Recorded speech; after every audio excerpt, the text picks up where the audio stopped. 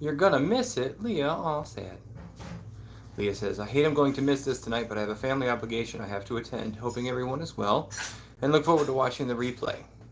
Good evening, Nancy. Good evening, Jeremy. How is everyone doing tonight? How is the audio and picture for you? Is it good? We tried it earlier. If you saw that brief thing that was up on the page. I know I have the super fly looking headphones on, trying to maintain audio quality. We have a mic hooked up to the phone. It's the old Shure MV88 that I was using when we first started when we first started the channel, back in April, May or June, I think we got this microphone, so I was using it with my Galaxy S7, and the audio quality was, my phone couldn't handle filming and the audio. So this phone can. So we're live streaming using the phone tonight with the audio setup. So hopefully I tweaked everything right. I messed with it earlier and you guys can hear. The chat is a little different for me, so if you're watching and I make everything wiggle, I'm sorry, it fades in and out. So good. Jeremy says much better quality. I gotta not do that with that side, but I gotta do it on this side. I wonder if I can move the chat. Nope, I can't. Okay. Sorry, it wiggles. Karen says, good evening. Hello, RGB. Jeremy, we're streaming over the cellular. Yes, sir. I'm hoping the chat will stay floating, so we'll see. But yes, we are using straight cellular data. We're not doing the hotspot. We're using the mic, so hopefully everything does better. I have ordered a clip for the camera phone, so that hopefully once we have it locked into place, I can actually see your chats without wiggling the screen every time. But I have to kind of scroll through as we're doing it. So Rip says, awesome step getting pigs. Congratulations. I will be killing and processing my first hog this Saturday. Wish me luck. I'm nervous. Man, tell me how it goes. Send me an email. Send me pictures. As you guys know, I'm sure YouTube is only... they only allow so much, right? You can't see the actual killing process. You can see some of the butchering, and I've looked at it. Oh, this evening also we're having peach tea for my Georgia roots. I'll show you. Hold on. We're on a very limited cable this evening. I have like 6 inches worth of cable. But our tea is orange peel, rose hips, hawthorn, chamomile, natural peach flavors with blackberry leaves, hibiscus, peaches, and citric acid. So make sure you grab a nice warm tea. Yeah, man, butchering a hog, that sounds amazing. I am also somewhat apprehensive. We got 5 pigs, as I'm sure you guys saw. And that's a lot. I'm obviously not going to try and process all 5 at the same time, and we have, 6 to 10 months before that's going to be an issue, but there's, I mean, you can try and research and go to workshops, but I think until the knife's in your hand, it's just a different thing. So nice knuckles, he says. Thanks. Hey, Sean's here, the modern yeoman. Hey, Brett. Brett, I actually wanted to talk to you a little bit. Brett Aker brought up the good point that he thinks that potentially, and he didn't say it in the mean way, that my current setup is not going to contain the pigs. That it might be it might need more reinforcement, let me put it that way. And what I think I mentioned in the video that I never did, because the audio, so the battery in the mic died, I never noticed it, and I filmed like 15 minutes of me building that structure and everything, and I chatted with the camera and did all the stuff I normally do, and then went back to play it, and there was nothing there. So I was going to do a Yuri voiceover, and I started to work on that, and I can't tell you how much effort it was to try and do a voiceover. So I stopped trying to do the voiceover. But I think it would have been a lot of fun, and I might still do a video that way with Yuri just being the voice. But All of those corner posts that I put in, Brett, are sunk in the ground somewhere between 16 and 20 inches. I didn't really measure it, but I did use a post hole digger and got those in the ground. And not only in the small pen, but in the paddock area where I intend to move them to, the one that was completely made out of sticks. All of those posts are buried in the ground. So, Bill Everett says, I'm watching on mute. Grandkids here watching The Christmas Story. Don't have it in me to turn it off, but I'll listen to the replay. Well, thanks, Bill. I appreciate it. Also, Bill and his lovely wife, Tammy, put flannel around their Christmas tree, which I think is amazing. Well done. I might have to get a flannel Christmas tree wrap. But yeah, I did bury all those posts pretty deep. And I'm 190 pounds, give or take, and I threw myself against the barriers pretty hard. So the only places, I mean, in the video that I did when you saw me working on the enclosure, I was just driving those sticks into the ground with the sledgehammer. Those were only really to try and hold the wire closer, the fence, we'll just call it the fence to make it easy, to hold the fence closer to the wire so they didn't get stuck behind it. That's not really structural. But I threw myself against that fencing too, the metal fencing, and it didn't seem to go anywhere. So I think it's going to hold for those pigs. As to how long I'm going to keep them in the pen, I think it's the last. Jeremy V says, how long do you plan on keeping the pigs in the small pen?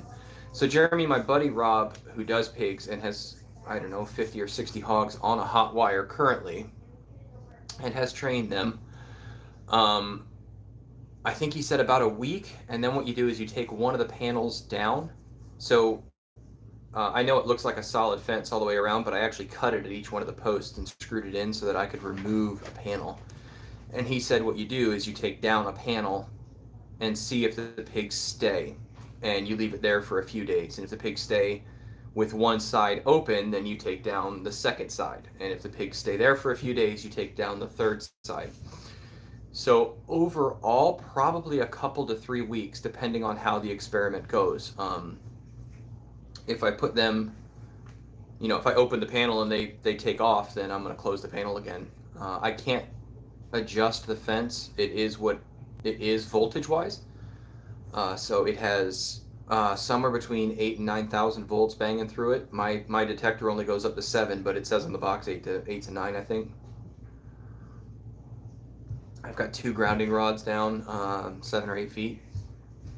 So yeah, we'll give it a week. So this is their second full day on the farm, and they've come out of their little safety pen net area, not the net, the safety little pig pen that I made, and they're going out into the corral area, and they've been rooting and eating, and actually they've come out and eaten in front of us. So I think they're getting much more comfortable with our presence. So we're doing what we were taught. Whenever we go out there with a bucket of food or something like that, you say pig, pig, pig, and shake the bucket. And as I'm sure you guys have done with other farm animals and chickens and things like that, when you shake that bucket and make a noise, they know that you are the food person, so they tend to come toward you. So for the first day or so, they were not coming toward us. They were running away in fear and terror and hiding in the pig pen. But now they are starting to come out when we come out. So we're saving scraps. I've started taking a 5-gallon bucket with me to work. And because I work in a fire station with a whole bunch of people, lots of food gets thrown away, so we put our food in there. All the wastes, and I've been bringing home somewhere between 3 and 5 gallons worth of scrap food a day for them. I went and saw my feed guy, Buck, who also occasionally watches the channel. So, Buck, if you're watching or streaming later, thank you.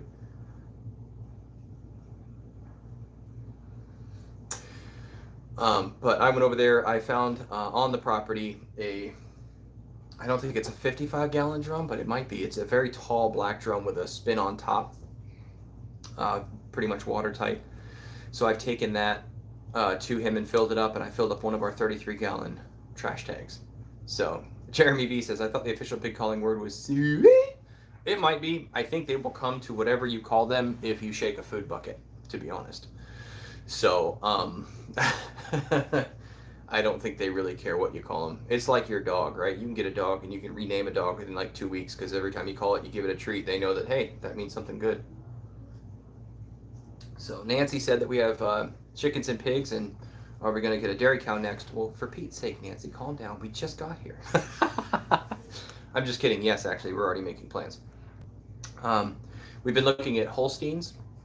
I know there's a lot of brands out there, breeds of cow. Actually, we really like the Dexters. They're like, if you haven't seen Dexters, they're super cool. They're like a full-size cow, but on like half legs. So they're actually really small, like height-wise, but they still are almost full-sized. But they're fairly expensive and not many near here, so I would have to travel fairly far to get one. But I don't care. I think that's awesome. But we have looked at, there's a guy that has some Holsteins that are going to be ready the end of, Jeremy says, Wagyu all the way. Yeah, well, speaking of expensive, Jeremy, I'm just trying to feed the family for Pete's sake. I'm not trying to, wow. Oh, nice. Joe says, Holsteins are a great milk cow. That's the breed of choice here in central Mexico. Very cool. Yeah, they are primarily a dairy cow from what I understand. But I've also been told on like flavor wise from a bunch of websites written by strangers that I don't know. It's like one of the 4th or 5th best tasting cows beef products also. So I'm okay with that. And actually anything that we pasture raise is going to taste better than anything I think I can buy in the store. So that's what we were just talking about. Wendy was Dexter's. Yeah. If I could find somebody with Dexter's for a reasonable price, I would absolutely get them. But the guy with the Holsteins, he's got steers that will be ready the end of this December. They're not milk. Well, Joe said number 1 would be Jersey cows. I think Jersey cows are number 1 in milk production, but somebody said that Holstein flavor, the meat flavor, was in the top 5. So that's good enough for me. And like I said, I think raising it here on the property, it's going to taste just delicious. So, but he has Holstein male steers that will be weaned and I think castrated already for $350 a pop. I think he said he'll have some ready the beginning of December, and then he's going to have some available like Christmas week. So I have a little while to figure it out if that's what we're going to do. The solar brain that we bought has enough oomph for 30 miles worth of electric wire. So we're going to be able to hook up everything. Jeremy says you can't milk a steer. What kind of farmer are you? Well, a new one. That's the whole point of what we're demonstrating, is that if I can do it, by golly, so can you. I know you can't milk them. Right now, I'm just trying to successfully raise one to harvest age. We also actually looked into dairy sheep, which are extremely popular the world over, but not here. So there are like 7 breeds, not brands. Gosh, I keep saying that. You can tell what a novice we are. There are 7 or so breeds of sheep that you can milk, but I can't find any. Also, again, price for a reasonable price within like 500 miles of where we're at. More popular in Europe and parts of South America. So, but I also am a little hesitant to get a dairy cow just yet because we moved here the end of August. So in the past 3 months, we've gone from, I think we had 10 chickens when we moved here, and we have gone from 10 chickens to 65 chickens and 5 pigs and the 2 acres planted and the the turnips. Today we were trying to put some leaves from the property into where we're putting the chickens. I also got, if you saw those 2 little froofy looking chicks in the community post I did today, they they were from a friend of mine. They came with a little like Tractor Supply chicken coop with a run built underneath it, and that might be where we put our baby chicks. So I'm gonna try and adjust this camera real quick so I'm more centered. We'll see how that goes. I don't know if it's gonna work or not. my phone is literally tied to a chair so that all of this works. But let's see. I feel like the top of my head is way out into the universe over here. But it might not make any difference. Hey, look, maybe if I slouch. I feel like I'm back in high school. I just back anyways. Actually, stand by. Hello, family.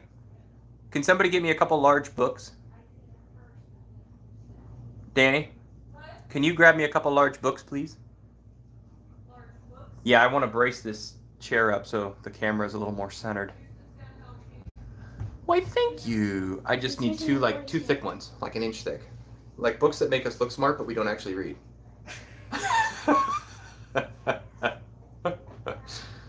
Stand by while we work on technical difficulties. I think if we had like a commercial break or something, that's where this would come in, but encyclopedias or something.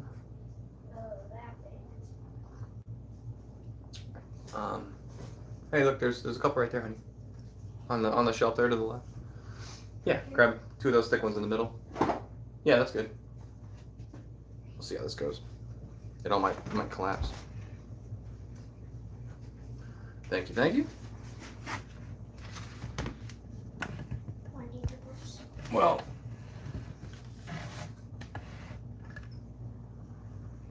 and that also didn't make no difference. Well, oh well. We're just gonna have to roll with it, I guess. I might figure it out by next week. Although that part's supposed to be here, so it should make it easier for me to actually set this thing on the table. Let's see what y'all were talking about while I was not paying any attention. Jeremy says, not a fan of sheep or goat milk.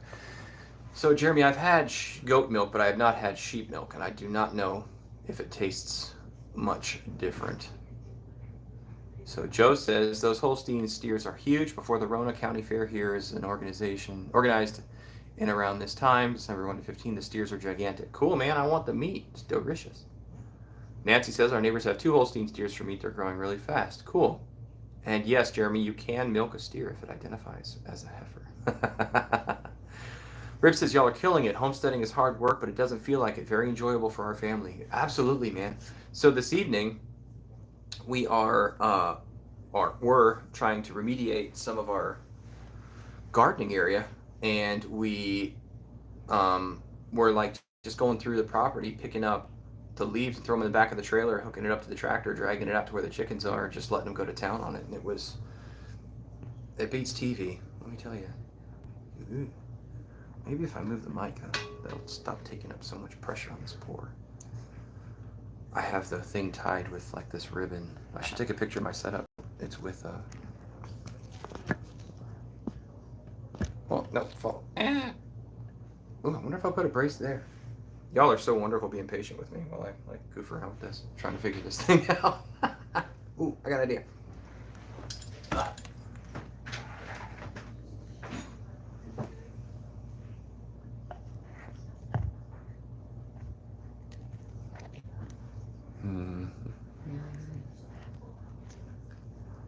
Hey Trey, thanks. You missed the opening, but what we're doing is we're using straight internet. Oh, there's no fixing this face, buddy. You know that.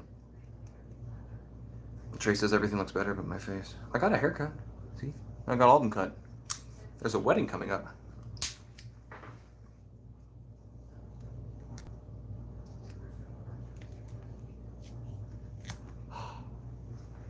Tape for the win. Little piece of tape when we're all better. Okay, cool.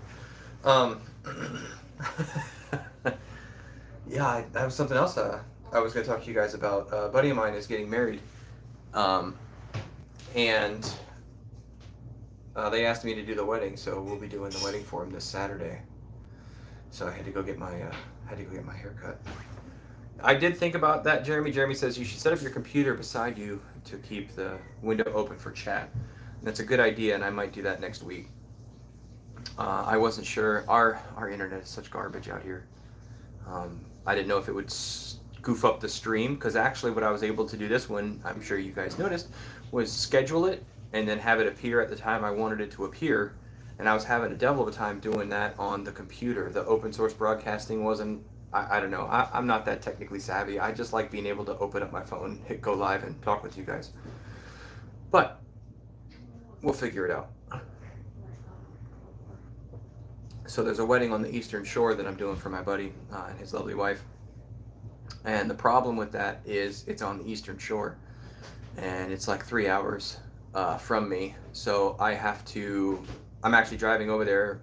Friday's the rehearsal dinner, staying Friday night over there on the Eastern Shore with them, and then the wedding's on Saturday, and I'll be driving back. So I had to get my hair cut.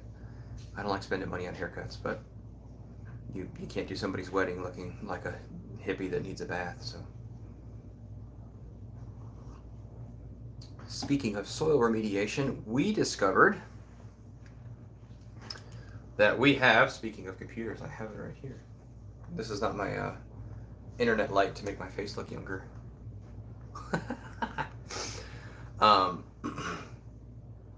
Jeremy says, I watch the stream on my smart TV, chat in the YouTube app on my...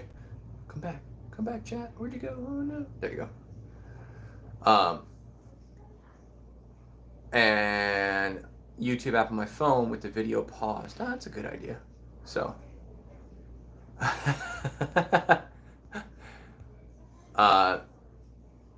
somebody said, I need to establish something very important. Is David your brother or am I his brother?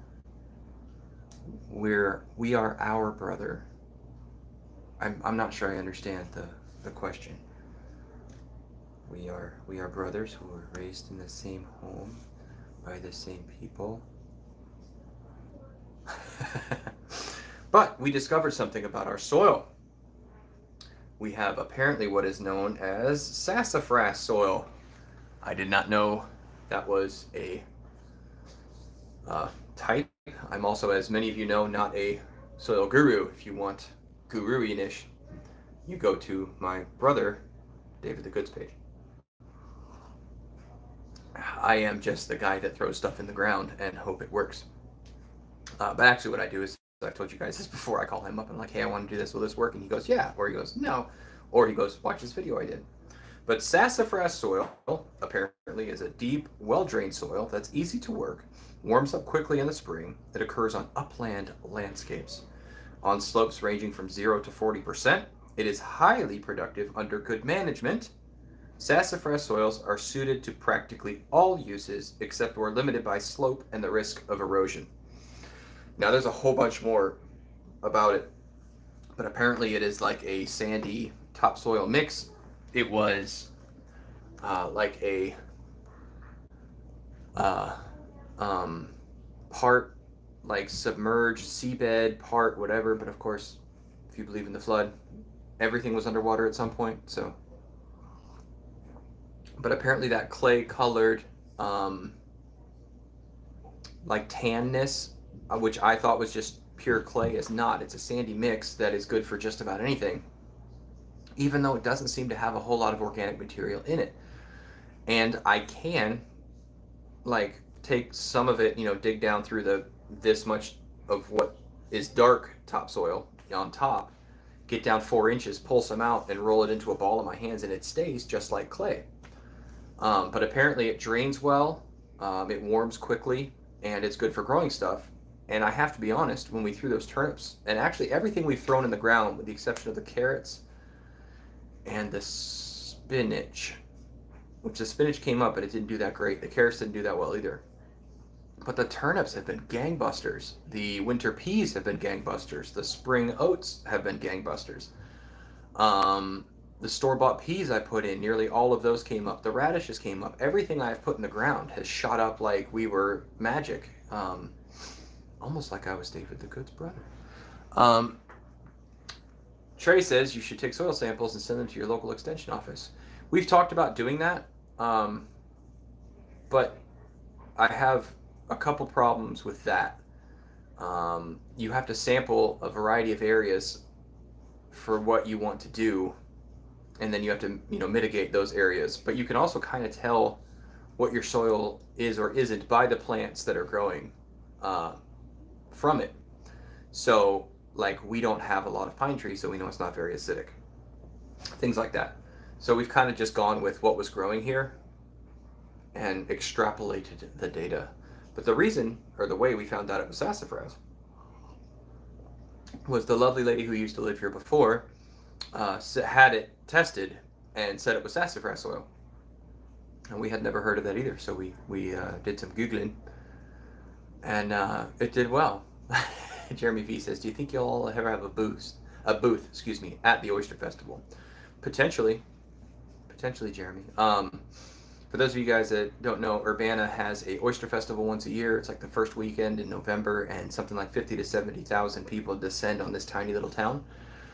And when I tell you this town is tiny, I believe the actual city proper size of Urbana is 340 acres. it's so small. It's a little baby town. Actually, that's where I got my haircut. I went into Urbana to the Hairport. I swear I should have gotten into naming hair salons, because the dad jokes that hair salons are.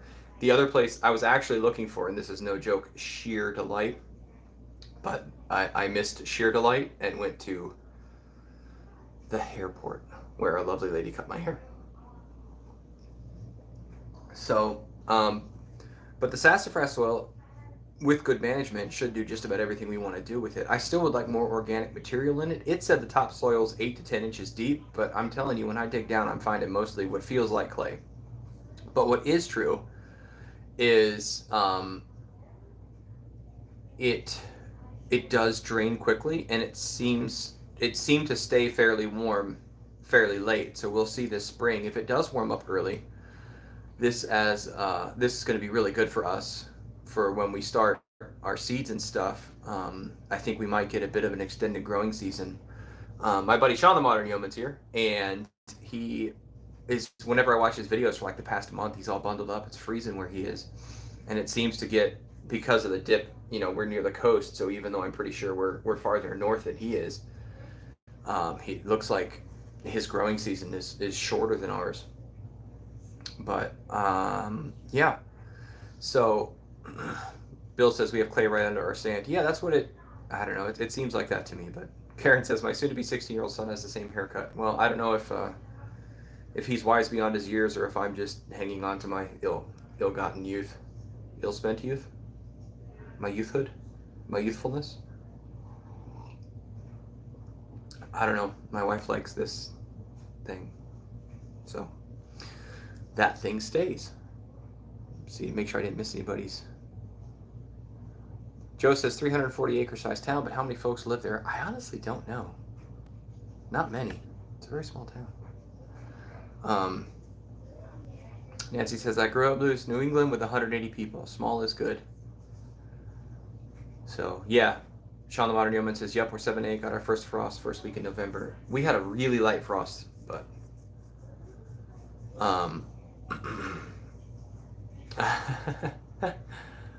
Joe says, so I'm like David the Good and I have a large family. I don't have a large family. I have 3 kids and a beautiful wife. My kids are beautiful too, but one of them's a boy, so he's fairly well. But we had difficult pregnancies, so each one of them was dangerous to my wife. So after 3, we decided that better a healthy spouse and 3 healthy kids than maybe 4 kids and no spouse. So that's where we ended up. And I think large families are amazing, and I think it's really cool. I love seeing all my nieces and nephews, but God has different plans for different people. So we are thrilled to have the kids that we have and the situation that we have. I know people who were unable to have children at all, so any child is a blessing from the Lord. So we are thrilled beyond belief to have our 3 beautiful, healthy, wonderful children. So Bill says he's still waiting for Sean the Modern Yeoman to name the tractor, and Sean says I need a little more time with her, but a name is coming.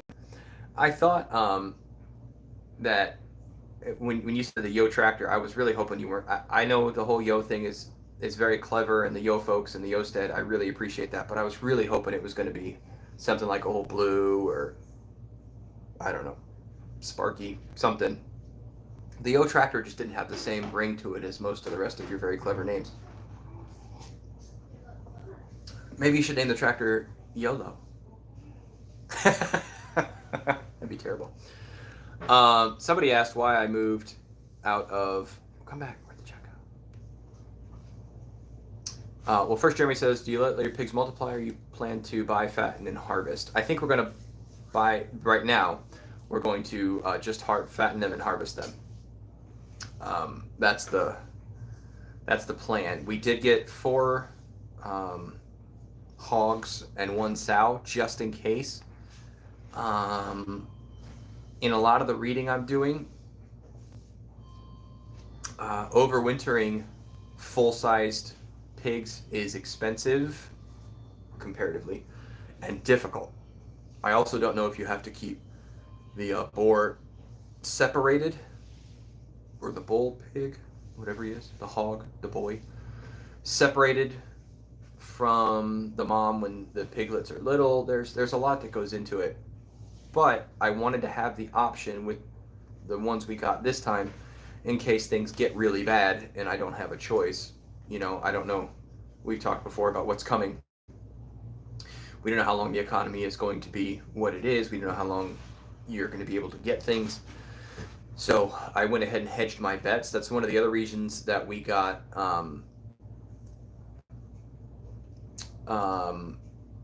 the 5 of them, because I can still, if I really wanted to keep a sow and a hog, I could still harvest 3 and have plenty of meat for the family. And my friend Carl, who you guys have seen pop in and out of the channel and helped us on the harvest day and different things like that. One of the pigs, I believe, is going to be theirs. We're going to keep it up here, raise it, but they're going to pay for the feed and the initial cost of the pig, and we're basically going to raise it for free. The labor will be free.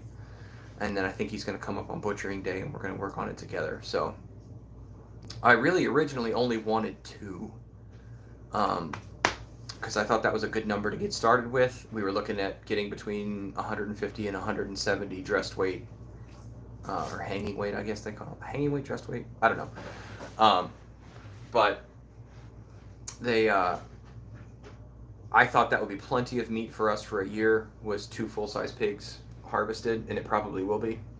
But hedging the bets. And actually my buddy who does pigs said if you get 2, get 4, because you can sell or whatever 2 of them and pay for all the feed. Even if you don't make any money, you can make the other 2 free. So we thought, okay, well, we'll get 4. And then 5 sounded like a nice uneven number, so we got 5. The guy had 21, and I'll be honest, I was my wife is smacking her forehead behind the camera. I like to go big, and if you guys haven't noticed, we don't always plan through every contingency. I tend to just jump in and start doing things. I think it was Joe Salton that said fail fast, fail early, and kind of get it over with. So where, you know, if 1 is good, 2 is better, and if 2 is better, 4 is great, and if 4 is great, then why not 8, and so on and so forth. But cooler heads prevailed, my wife, and we went with 5. So we have 5. She's over there creeping on me now. It's only 5. Only got 5. SPQR something, I can't read it, says, did you relocate from Florida, and if so, why move out of Florida? Okay, well, here's something on the screen. Oh, that's tape. We moved out of Florida 14 years ago. Does that sound right? 15? I grew up in South Florida and moved out at 18. Spent some time near Tampa, a couple of years over there, and then I moved to Ocala, Florida, and worked for my uncle. Just to give a really brief recap. Lived in Ocala for 2 years, met my wife, got married, learned construction there. My uncle sold everything, and we moved to Georgia. He wanted to buy a large tract of land in Georgia and start a company up there, so he did, and we were still very young, early 20s, and so we just packed up and moved with him. And we spent about 4 years in Georgia, and that's when the economic collapse happened, and everything went to heck in a handbasket, and all the businesses failed, everything collapsed. We started having children. It was very, very difficult economically for us. So in 2011, I was looking to get hired on in a fire department anywhere that was hiring, and Newport News, Virginia is the place that said yes first. So 10 years ago, we packed up and moved to Virginia, and we've been here ever since. So that's a decade and a half of my life in a minute and a half. And now we're in Virginia, and it's wonderful. I do like Florida. I like a lot of things about Florida. I like Florida a lot more since their governor got there. But yeah, not for me anymore. Joe says 3 is a good number, Brian. My tia Alicia has 3, but my tia Lupe, may she rest in peace. David the Good just caught up with her at 10.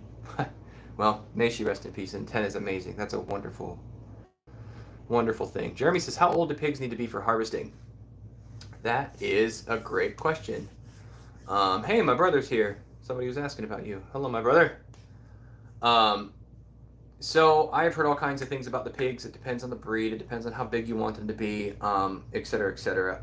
I'm pretty sure with the mutt pigs that we have, we are looking at about 10 months, give or take. There is a point, I mean, they'll get up to 600 or 700 pounds from the mutt breeds that I'm looking at, but that's way too big, and you want them to be tender still. So there comes a point where the feed bill for the pigs is no longer conducive to what you'll get back out of them. So they've kind of hit their last growth spurt or whatever. So we're looking to harvest somewhere between, I think they said 240 to 275 pounds. But a lot of that is guesstimation. And there's ways to guess how much the pigs weigh by certain measurements. I don't have like a farm scale, so I don't have any idea how to get those types of weights, but there are ways you can use tapes, measuring tapes, and if you measure from here to here and it weighs, it's so much, then the pig probably weighs this much. So I think that's the route we're gonna go. Just take a stab at it. I also don't plan on doing them all at once because I want to butcher them myself and kind of go through the process and learn how to do it. There's another guy up here that my buddy tuned me into named Paul, and Paul actually hosts butchering workshops. He had a butchering workshop on a suckling pig. Apparently harvesting suckling pigs is a thing. Seems kind of hideous to me, but I guess if you have too many of a certain type, or I don't know why you would do that, but he actually said they were like grill sized to harvest. So I was going to go to that workshop. I had a scheduling conflict with work. I wasn't able to, but he's doing a hog one this spring that I've signed up for. So I'm going to go at least see it done once before I break out the butcher knives and attempt it myself. I haven't even been able to shoot a deer yet to practice on that. I also haven't had any time to go hunting. As you guys have seen, we've been somewhat busy trying to get things going. It is time this week for our 3rd monthly update. So we moved here August, so September, October, November, it's time. So it's time to do our 3rd one. I can't believe it. In some ways it feels like we've always lived here, and in other ways it feels like we just got here. So there's just so much to do. But I have already purchased the wire for the cattle. That we haven't bought the cattle yet, but I think it's 17 gauge is what I got for the pig, 17 gauge hot wire, and this is a 14 gauge wire. It's a bit thicker. It should do better. It's going to be strung a lot further than the pig one is, so it's going to have to support more weight, its own weight. And I'm hoping sometime this week, once we stop getting all the leaves up and into the garden, to start cutting poles. I'm gonna just harvest poles out of my own woods and bury them about 2 feet in the ground, and then start stringing hot wire for the cow. I'm hoping to have it ready by Christmas so that we can maybe go grab a couple of those Holsteins. My buddy Rob has a I'm drawing a blank. It's a livestock. Sorry, I need more tea. Probably shouldn't be drinking herbal. I probably need some caffeine. He has a livestock trailer that I can borrow. So since we have our big white Aunt Fanny truck, I can pull his thing and we can go get some cows. I feel like with this winter, oh, my brother's here, so everybody's talking to him. Hooray! I'm just kidding. Jeremy says King William Fire Department is hiring. We need good firefighter EMTs here. King William. Potentially, Jeremy, in the future, I might be looking for something, but at the moment, I'm at a pretty good gig. So, yes, if you haven't watched my brother's Thanksgiving stream, watch it. It was wonderful. Annette says, "Yeah, my brother-in-law's pig got to 800 pounds. Yeah, it's just too much. It's diminishing returns, I think. So, David the Good says, I want a pig. This morning, a goat got out and was bleeding outside my window.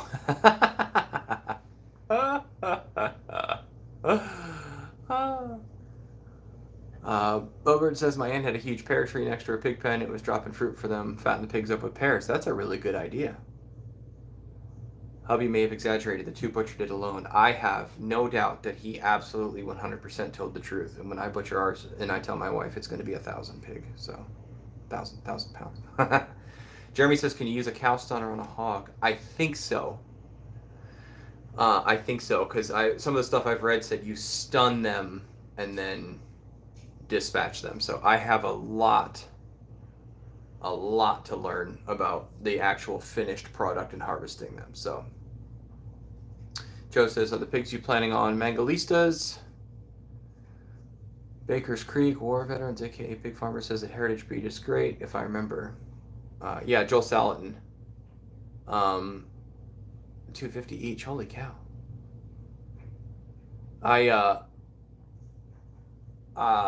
The pigs we got are a mix of Yorkshire. No, I can't remember. Anyways, they were like three different types, and to be honest, when you start getting to 3 or 4 different types in the same animal, it's a mutt. I mean, so that's they're just mutt pigs. Yorkshire, was it Ocelot and Duroc pig? I don't know. Like I said, all jumbled, but they should be hardy. They should get to harvestable weight fairly quickly. So, yeah. So this week we're getting ready for the wedding, and then I'm gonna start putting poles in the ground for the cows. Right now we're just gonna aim for beef. I do want to do dairy, but dairy's a whole nother operation altogether. In part because you need a special place to milk them. Like, you don't just go out into the field. Even in Victorian times and things like that, they had a specific dairy on the farm that they milked them in, that they could clean and keep the temperature right and all those things. So it's a whole lot more than just throwing a cow in a field. Whereas a beef cow, I can just throw them in the field. And obviously there's a little more to it than that, but you can have, if you have the food and shelter out there, it's fine. We're going to do rotating paddocks for the cows, so that we can overseed and plant winter grasses and things like that in one side, and then switch them back and forth, so they're actually good for their land, and they do a lot of that work for you. So that's kind of our plan for this week. Thanksgiving was good. I don't know if you guys saw the RV in the background on the video, but my sister-in-law and her husband and our nephew have fleographied. They left the People's Republic of California, and they are now in Virginia. They're about 4.5 hours away. They need a place to park their RV while they sell it, so it's parked here. They've cleaned it out, and they spent about 3 days with us over Thanksgiving. It was very lovely. They have lived a very, very cool life, been all over North America for various reasons. Florida, Dakota, Kentucky, California, Alaska, they've been all over the place. So it's really cool to have them here in Virginia, and close enough that we can visit. So SPQR says, consider sheep, have an acre plus a pasture. Yes, well, so that I would like dairy sheep. I don't really like the way sheep taste particularly. They're not bad. I will eat it. It's not like it's gross. It's just I don't find them fun like I do the pigs and the chickens and I hope a cow. So currently, that's why. I would like a dairy sheep, but they're hard to find and they're very expensive. So, yeah. Bobert says my grandpa would rotate pigs so they can wallow in one area, then move them and have a free garden spot the next year. Exactly, Bobert. And we've got our chickens currently in our garden right now, tearing everything up and eating and pooping and all that good stuff. So we're going to rotate stuff through them. So Jeremy V says, have I ever officiated a wedding before? I have. I don't know if I've mentioned it before, but I did go through the ordination process at my church a few years ago.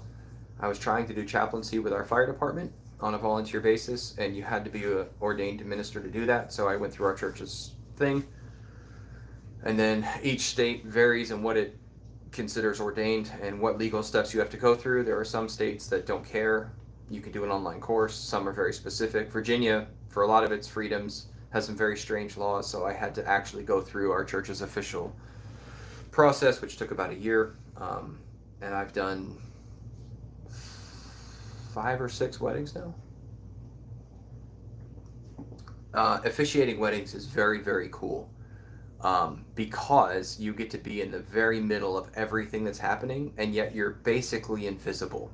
So if you do everything right, nobody ever remembers you. I mean, the bride and the groom remember you, and the family does, but nobody that was there remembers you, and you're like invisible, but you're right there. So you're like very integral part, and you share a very intimate moment with these people, but it's like you're not even there. It's really cool. It's a neat thing. If you get the chance, you should do it.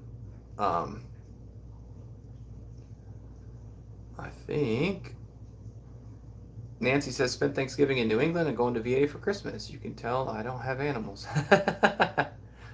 Well, Nancy, give us a ring when you get to VA. Maybe we'll stop by somewhere and say hi. Sheep taste great when cooked right and on grass pasture. We have a lot here in Ocala area. Well, and I will admit, I don't know that I've had grass-raised sheep, so I'm sure that makes a difference. So, yeah. David the Good says, small dairy cow, maybe a Dexter. We were looking at Dexters, just hard to find. So, hard to find. David the Good says, I've been crazy busy dealing with family friends that have had the death flu. 3 hospitalized, 1 died, and I am beat, but the 2 survivors are out of the hospital now and needing less help. Sean says, I gotta jump out, everyone. God bless. Fun hanging out with y'all. Thanks for hanging out, Sean. Love your tractor. I totally don't have envy. Totally don't have tractor envy at all. Maybe a little. Maybe a lot. It's a nice tractor. If you haven't seen Sean the Modern Yeoman's website or his YouTube channel, that's what he is, the Modern Yeoman. They just had a lovely diesel tractor, a New Holland, dropped on their property. They have some pretty cool friends that were helping them out. And homesteading, and we've talked about this before, is about the community more than it is just yourself living in the middle of nowhere. And you meet all kinds of really cool people when you start down this road. And I mean, that's true with anything that you spend your time doing and that you love doing. I mean, if you love cars and you start getting into cars, you're going to meet car people that do car things, and you'll find cool people that do cool car stuff, and you'll hang out. But the homesteading community and people that are drawn to the homesteading community, even if they're not actively doing it, people that seek the traditional ways to do things, that are trying to learn the old ways. I feel like I should say that in a different voice. People that want to learn the old ways and do things in the time-honored tradition before pharmacology. No, I'm just kidding. But there's something I've found to be kind of unique about these people, and they're just very cool. But Sean had some very cool friends help them drive their tractor across like 4 states. They picked it up for him and took it to him. And while they were out doing that, like, he took care of all their animals. It's just neat. I think we've gotten away from relying on people, in part because I don't know how many modern people are as reliable as people used to be. But I was talking to my brother-in-law, and they lived in Alaska, and he said that everybody in Alaska will help you, like with whatever they can help you with, because you might literally die without it. If you get lost in Alaska in a snowstorm and you stumble onto somebody's cabin or something, like, that might literally be life and death. And while homesteading isn't necessarily life and death, like, to that extreme, your animals can die and things like that. But there seems to be that sense of urgency and that desire to help people out and to want good things for them and to want to help them succeed. So I have yet to meet any grumpy homesteaders. Maybe I will. Maybe I'm just the wrong people. So Bobert says, by moving the pens, you'll get lots of volunteer plants from whatever seeds that pass through the pigs in that spot. We have had tons of people, not tons of people, tons of volunteers from our chickens, Bobert, that have done that same thing, and it's super cool. SBQR says 95% of people are 3 generations of farming. It's difficult to relearn a lot of lost knowledge, and it's now my full-time job. Man, that's awesome that it's your full-time job. Oh, Joe says I should do it in my cool Midwest accent. Well, I think we discovered that it was more mid-north, kind of up there, don't you know? Not so much the Midwest, but you know, it's okay. Yeah, relearning knowledge is very difficult, and sometimes you it's hard not to feel stupid, but you don't know what you don't know. I mean, who is it that was it Rumsfeld that said that? There are unknown knowns, there are known unknowns, and then there are no known knowns that are unknown about the knowns. Then there are knowns. That's a short topic. But you don't even realize how much you don't know until you start jumping into this kind of thing. And I mean, raising in some ways the animals and planting and those kind of things for food is almost the easy part, and then knowing how to process it, how to store it, how to keep it. I mean, there wasn't refrigeration until, I mean, there's various forms obviously, but there wasn't, electricity until 120, 130 years ago, and even then it wasn't widespread. And before that, they were like carving up chunks of ice in New England and dropping it off in people's basements. So, but before that, it was, you had to learn you had to store your food for the winter, you had to store it through the season, you had to store it through, and I don't have any idea how to do, well, I know you can dry it, I know you can smoke it, I know you can freeze it, I know you can pack it in salt, but knowing that you can do those things and actually doing those things are incredibly different. And man, I mean, we were just to give you an example of how much we don't know. Sean just harvested a whole bunch of sheep, and Jeremy says, relearn the old ways you must. He asked me to do that, so I had to. But they made a chicken broth that was like no broth I'd ever seen. It was like Jello, right? And they made it with the necks and the feet. And I thought, I wonder if you could make, like, I've never heard of pork broth, or stock, I guess is a better term for it. But apparently bone sauce and stock and broth and all these things, they're different. They're not even the same. Like, apparently they're 3 different things, and I had no idea they were different things. And so we didn't even know if you could make a pork stock. And so I read up a bunch on it this evening, and you can. And you use the pork feet, which are called trotters. And they said parts of different bone, it doesn't really matter whatever bone you want to use, but the pork feet are really what you use to make stock out of pig. And the amount of collagen that's in it that's good for you and good for your skin and hair and all. And man, there was just so much knowledge there. So now not only do I have to, figure out how to hot wire train these pigs, and of course people have done tons of videos on that. So that's where I'm leaning on. Joe Salatin is a huge proponent of hot wiring pigs. Somebody else had sent me a link, I forget who it was, to another family that does forest pigs, and I checked out a couple of their videos. But then you have to get it to the right size, and you have to butcher it appropriately, and then you have to store it, and then you have to not waste it. And I don't want to just like, here's the ham hocks and the bacon. I want to preserve and use as much of it as possible for as many different things as we can. So anyhow, so much to learn while trying to work a full-time job and raise the kids. But I'll tell you, riding around this evening collecting leaves with the family with an old tractor that's 70 years old on this old busted trailer, and then all the kids jumped in on top of the leaves and we're mushing them down, and we drove it over to the garden and we're spreading it around this evening. And it was just awesome. It didn't feel like work at all. just getting the gardens ready. So we've got 4 or 5 inches worth of leaves sitting on top, and we're going to get several more trailers worth and just dump it all over where we're going to be planting in the spring. So yeah, David the Good says it's really healing to make and eat bone broth. So he said Rachel just made some of rooster feet. Ooh, delicious. Roscoe said, that's why my parents said I was good stock. I had big feet. That's awesome.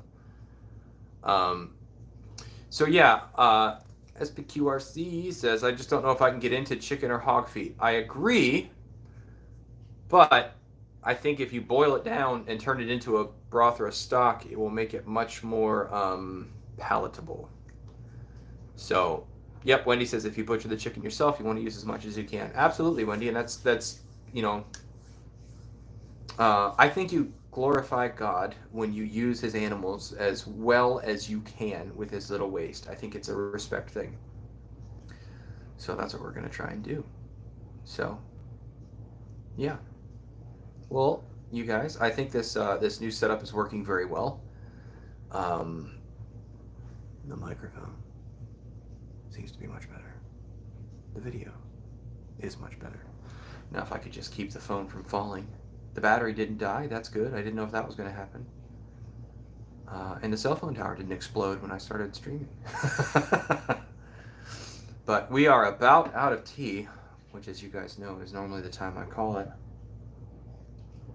And we're getting close to an hour, and I'm sure you guys have other things to do this evening. However, if you guys have any questions for me, while I try and think of a dad joke before we go, I would love to answer them. Next week is going to be on Tuesday as well. Maybe we'll talk about how the wedding went. I'm sure some people would enjoy that. I heard people on there this time of day. Karen says, I made an awesome turkey stock with my leftover Thanksgiving turkey carcass. Parts is parts. You got it. Jeremy says, much better video, 0 buffering tonight. Excellent. I appreciate you guys sticking through me when all that stuff was going on. I was talking to my brother earlier today, and I don't know how much, I don't know how to express to you guys how much it means to me that you hang out with me in the evening and we chat. It's extremely encouraging to me. We've talked before about how your comments and stuff in the videos are encouraging. Even when they question what we're doing, I appreciate the questions. I want the questions because you guys ask questions that I haven't thought of sometimes. Sometimes I have thought of them and it's something I left out of the video and I should have put in. But the back and forth is really encouraging to me. For those of you that were kids and read the Mike Mulligan Steam Shovel, and the more people that watched and the more people that cheered him on, the more he did. That's the way I feel when I'm out there filming, and I can. It feels like you guys are with me. And when we have these evening talks, and you guys actually are literally here with me, you're giving of your time and of your life to share with me, as I'm sharing with you, and it means a whole lot to me. I'm very thankful for that. So I appreciate you sticking through when the video wasn't good and the audio was choppy and all that stuff, and we're working to get it better so that we can have better sharing. So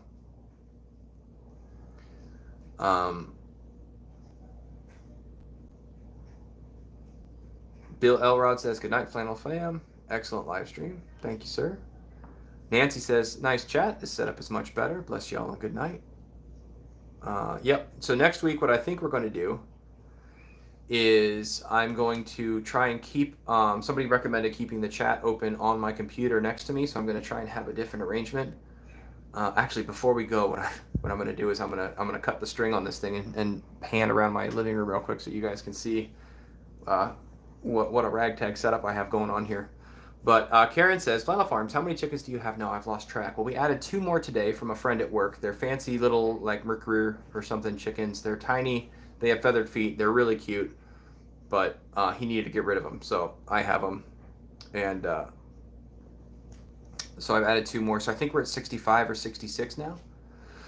So RGB says, you're very well deserving and greatly appreciated. Well, shucks. Thank you. We wouldn't be anything if it weren't for you. This broadcast made possible by viewers like you. Bobert says, you got chickens. You ever think about rabbits? We had rabbits in Georgia and they were a New Zealander, I believe they were called. This is 12 years ago now, so I'm trying to remember as best I can. They were white and had red eyes, and they were mean little buggers. And like, scratching stuff, mean. But they were what we were told was a meat rabbit, and it tasted almost like chicken with a texture of tuna fish.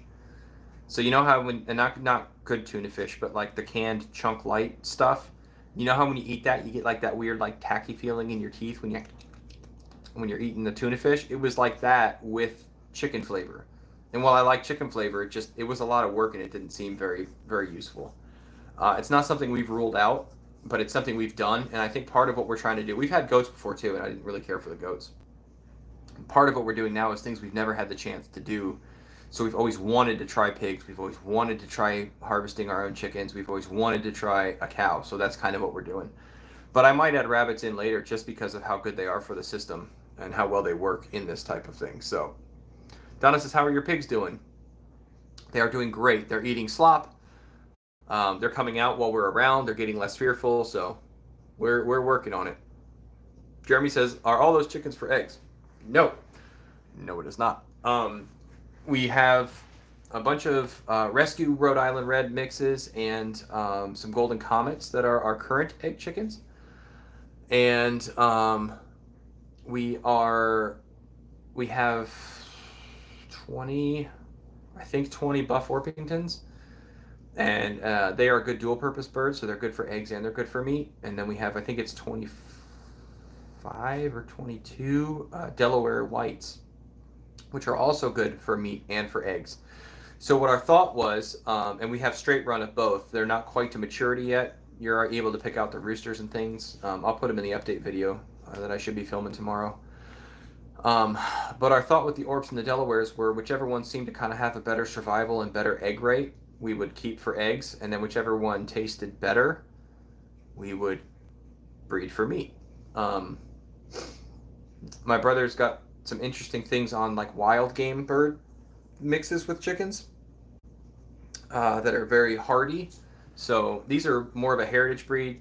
They're not as fat as your Cornish cross and those kind of birds, but they're hardier. So we're kind of experimenting right now with what ones we want to propagate. We do want to propagate one of them on the farm for ourselves in the future. So we're also working on setting up like an incubator and a brooder system.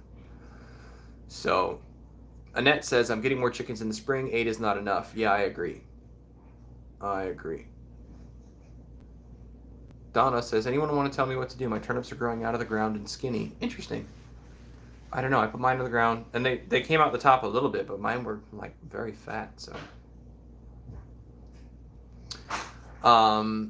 SBQRC says, I've worked with lots of farms over the years, and lots of homesteaders' farms have difficulty managing ballooning costs. Are you keeping track of production costs and looking to reduce costs?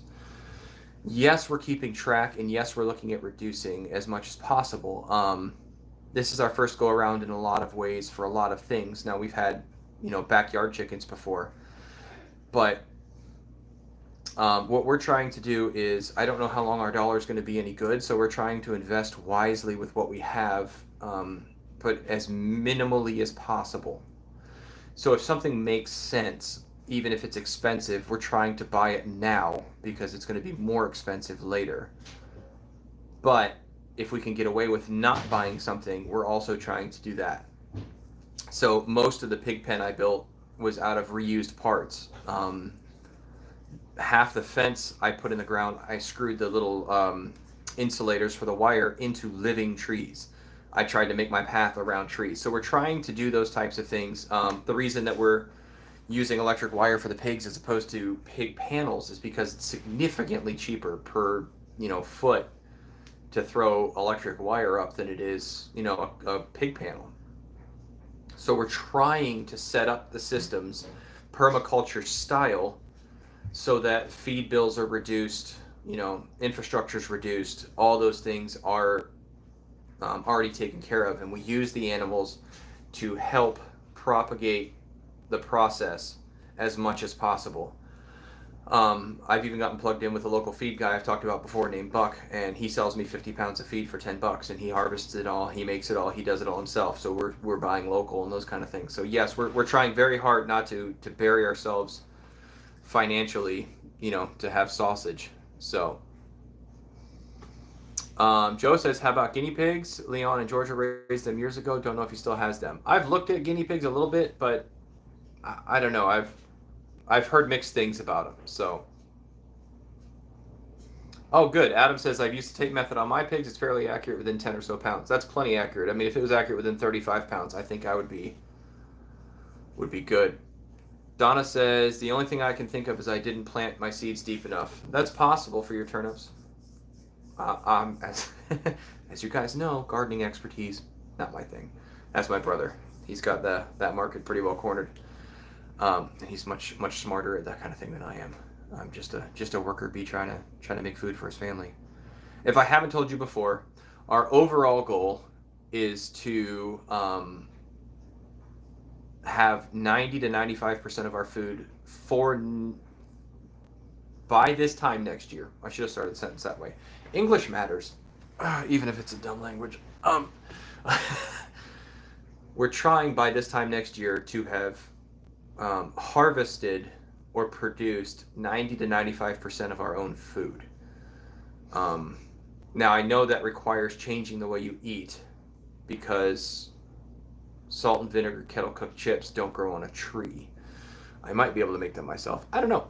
But so we're kind of experimenting now with different things that we think we would enjoy and things that we can make here locally. And then we are going to really give it the old college try. So that is the ultimate goal of this whole deal, in terms of an actual goal. The other part, obviously, is to be in the country and just to live and enjoy a healthy lifestyle, and to teach our kids the value of hard work. You don't have to live in the country to teach your kids the value of hard work. There's all kinds of ways, but this is the type of upbringing that we wanted to give our children, and the kind of thing that we enjoy doing.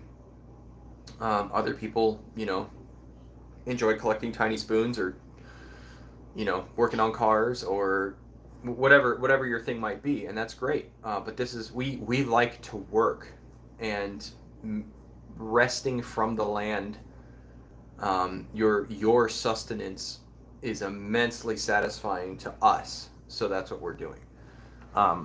So yeah, I think 90 to 95% of our food would be really, really cool. So I've got storage things I need to work on. There's so much we have to work on, but we're just trying to get the animals in place now, so that if everything falls apart, we've already started, and we hopefully have something ahead of the game. So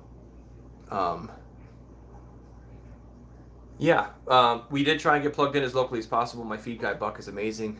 They have 6 kids. They homeschool. Super cool guy. And he's 4th generation farmer, and they have done literally everything. So he is a super, super good resource, just to bounce questions off of. And we normally hang out with them Sunday after church.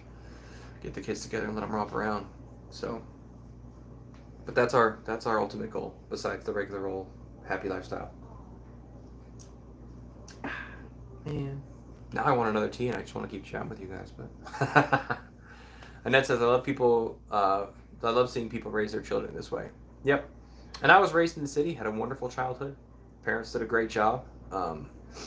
Any flaws in my character are my own. But there was something always called to me about being out in the woods somewhere, or in a field, or just whatever. And I like people, strangely enough. I'm not one of those hermits that just wants to go out in the middle of the woods and be alone. I like sharing the homestead with our friends and family, and having people come over and hang out. So, speaking of which, Bill Elrod, you're going to have to come hang out sometime soon. If I'm still on mute, you might not be able to hear me, but you're going to hear it on the playback. So, I've hung out with Bill Elrod. It was a lovely day with them and his wife, Tammy. So, anyhow, guys, not that it's that late, but I tend to retire early because we get up early to do work. So, unless there's any other questions, Donna has more than one turnip.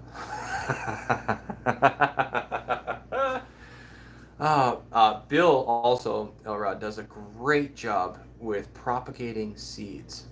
He is very, very good at it. So We're going to have some videos coming up in the springtime, late winter, early spring, about propagation, and Bill Elrod is going to be our resident expert.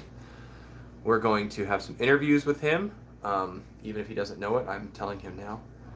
And he has been sending me all kinds of emails and tips and videos, not videos, pictures on how to propagate. So we're gonna do a Bill night. And Anita says, "Night, I have sourdough to conquer." More power to you. Enjoy the conquer. Well, everybody, thank you for your time this evening. I appreciate it. Thank you for sticking through the lousy previous streams with quality. Obviously, the content was amazing. And we should have an even better setup next week, and I'm going to work on getting the chat up in a place so you don't see my hand do this and then the whole screen wiggle like this, because I'm irritated with it and I'm the one doing it. So otherwise, thank you, everyone. Have a... Bill Elrod says, "That's great. Yes, I can hear you, Brian, and we can talk to his manager about it." Oh, you know Tammy will do it. As long as Tammy doesn't have to be in the video, she'll do it, I think. Y'all have a great night. Have a great week. Thanks for hanging out with us, and we will catch you later. Good night.